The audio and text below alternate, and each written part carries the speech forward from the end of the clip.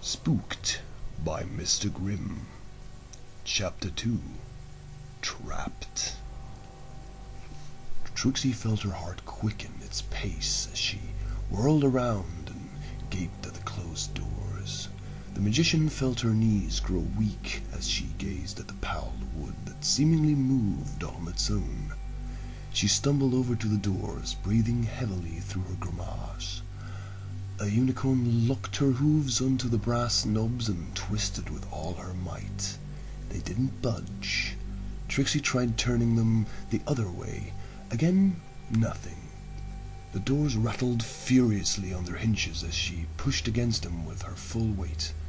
The mare let out a frustrated wail as she grabbed the knobs and threw herself backwards in a frantic attempt to pry them apart. She only succeeded in losing her grip and falling over onto the damp floor.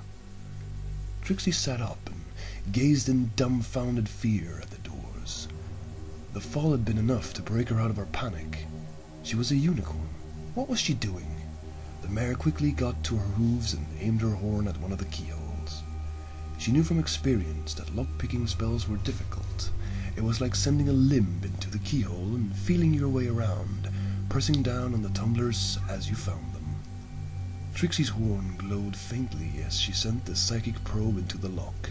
Her face twisted into a fearful confusion. The lock was old, and its workings were unfamiliar to her, but her desperation forced her to press on. She slowly felt her way around the rusted innards, looking for anything that held the slightest resemblance to a tumbler. An ecstatic smile made its way to the unicorn's face as she found one. Trixie pressed it down, and her effort was rewarded with a satisfying click. A little further in, she found another. Trixie's small smile grew larger as she realized that she was only a short ways from the other side of the keyhole. She felt around for the last tumbler and almost jumped for joy when she found it. Trixie let out a sigh of relief as the whole lock let out a mechanical click. The unicorn tenderly touched the knob with her hoof and gave it a gentle twist. It turned perfectly. This victory strengthened the mare's resolute, and she moved to undo the second lock. She was almost out. Trixie's mouth fell open as she heard the first lock click again. She stumbled as she tried to keep herself from falling. Her horn faded as she blinked back tears. "No," she choked. The magician gulped, trying to hydrate her terror-dried throat. Trixie's already weakened knees gave out, and she sat and stared at the double locks, her mouth trembling in despair. The unicorn grimly understood the futility of her situation. She could have tried a dozen times to unlock the doors, but would only ever get one to open before whatever was holding her relocked it again. This thought was coupled with an even darker realization. Trixie was trapped in the mansion. The mare turned to look back at her surroundings. The moldering room was no longer only melancholy, it was terrifying. Trixie knew that everything within it had been left untouched for decades. It was clear from the extent of the decay, from the layers of dust. Every decaying object was a corpse of what it once was, and this place was the crypt they had been laid to rest in. The unicorn paled. She wasn't trapped anymore, she was entombed. No pony knew who she was, and no pony would ever think to look in this forsaken place. She would starve to death before long, and even if someday they did find her body, all that would remain would be a nameless pile of putrid bones. Mindless panic crept into the mare once more.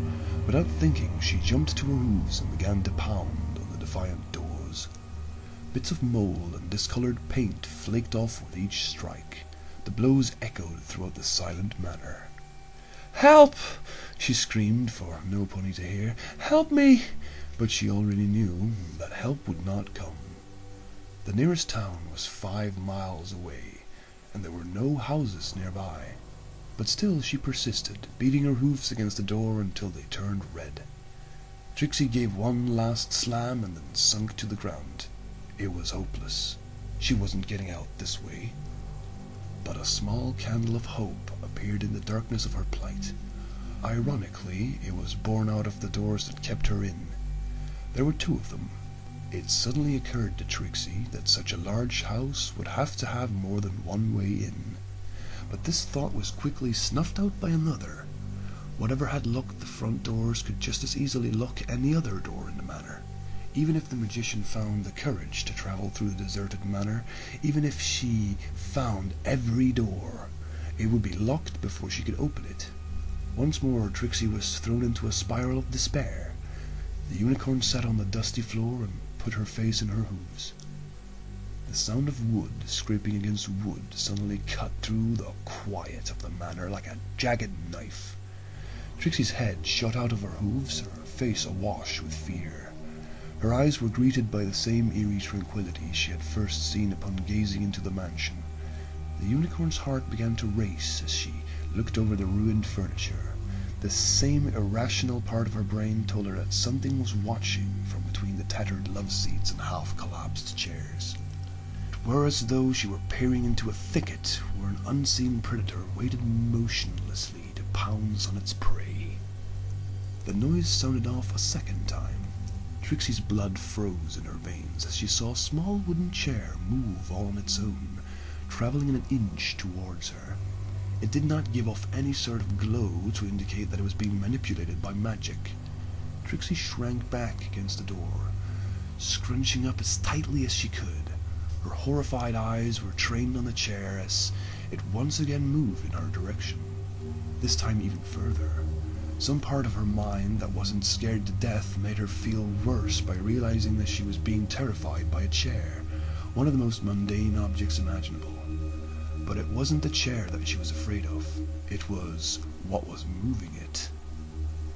The chair paused in its unnatural advance, the dust once gathered on its seat floating into the air surrounding it. Silence. Trixie waited for it to begin again, too frightened to wipe away the accumulating sweat on her brow. The saline liquid trickled into her face and stung the edges of her eyes. She needed to blink, but felt that if she closed her eyes, they might not open again. Trixie's facial muscles twitched violently as they tried to resist the impulse. In the split second she blinked, a series of high-pitched chimes shattered the dead silence. It felt like a physical blow to her heart.